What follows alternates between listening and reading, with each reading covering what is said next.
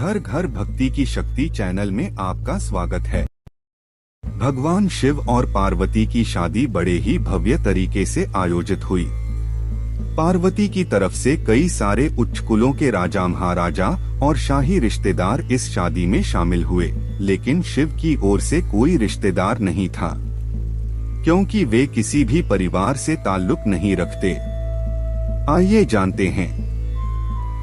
जब शिव और पार्वती का विवाह होने वाला था तो एक बड़ी सुंदर घटना हुई। उनकी शादी बहुत ही भव्य पैमाने पर हो रही थी। इससे पहले ऐसी शादी कभी नहीं हुई थी। शिव, जो दुनिया के सबसे तेजस्वी प्राणी थे, एक दूसरे प्राणी को अपने जीवन का हिस्सा बनाने वाले थे।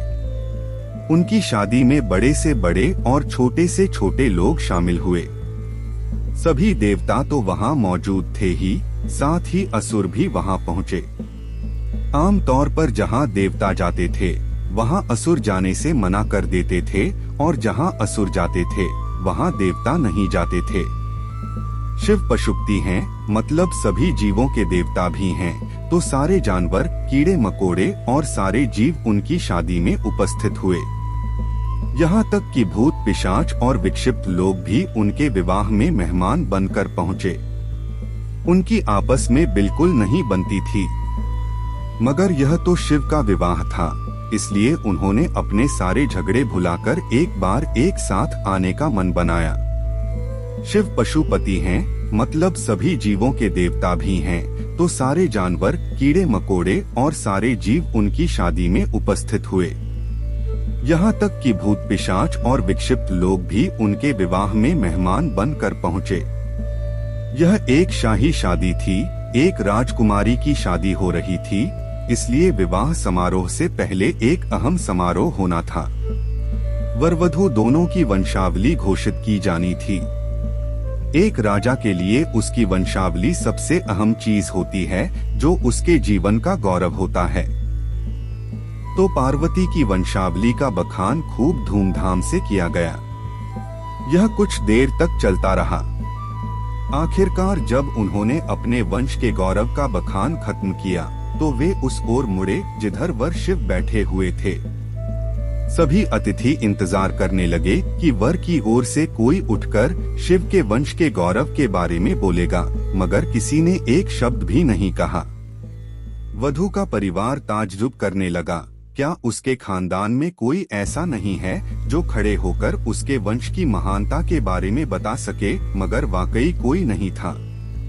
वर के माता पिता, रिश्तेदार या परिवार से कोई वहां नहीं आया था, क्योंकि उसके परिवार में कोई था ही नहीं। वह सिर्फ अपने साथियों, गणों के साथ आया था जो विकृत जीवों की तरह दिखते थे। वे इंसानी भाषा तक नहीं बोल पाते थे और अजीब सी बेसुरी आवाजें निकालते थे। वे सभी नशे में चूर और विचित्र अवस्थाओं में लग रहे थे। फिर पार्वती के पिता पर्वतराज ने शिव से अनुरोध किया, कृपया अपने वंश के बारे में कुछ बताइए। शिव कहीं शून्य में देखते हुए चुपचाप बैठे रहे।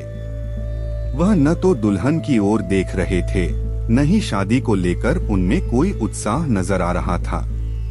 वह बस अपने गणों से घिरे हुए बैठे रहे और शून्य में घूरते रहे। वधू पक्ष के लोग बार बार उनसे यह सवाल पूछते रहे, क्योंकि कोई भी अपनी बेटी की शादी ऐसे आदमी से नहीं करना चाहेगा जिसके वंश का अतापता न हो।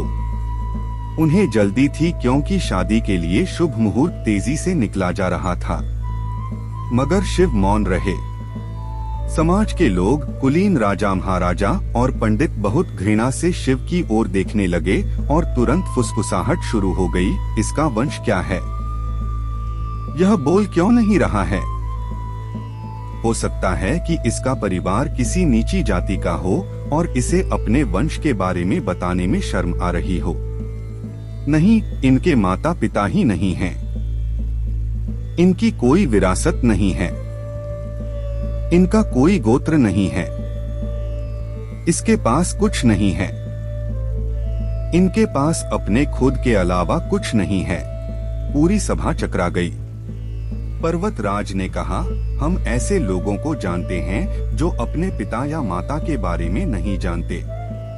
ऐसी दुर्भाग्यपूर्ण स्थिति हो सकती है, मगर हर कोई किसी न किसी से जन्मा है। ऐसा कैसे हो सकता है कि किसी का कोई पिता या माँ ही न हो?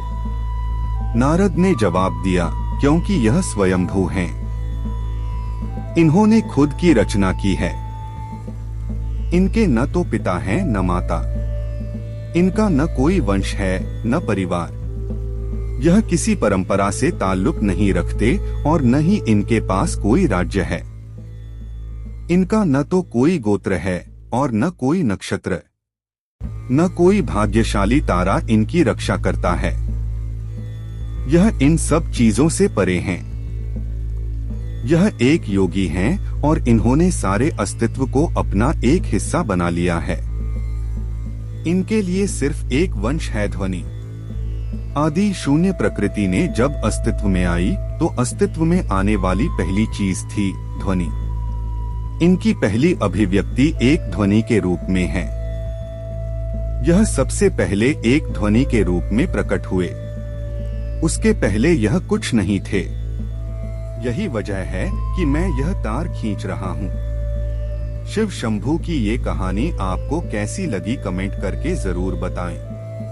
अगर आपको ये कहानी अच्छी लगी हो तो वीडियो को लाइक करना और चैनल को सब्सक्राइब करना ना भूलें। हर हर महादेव।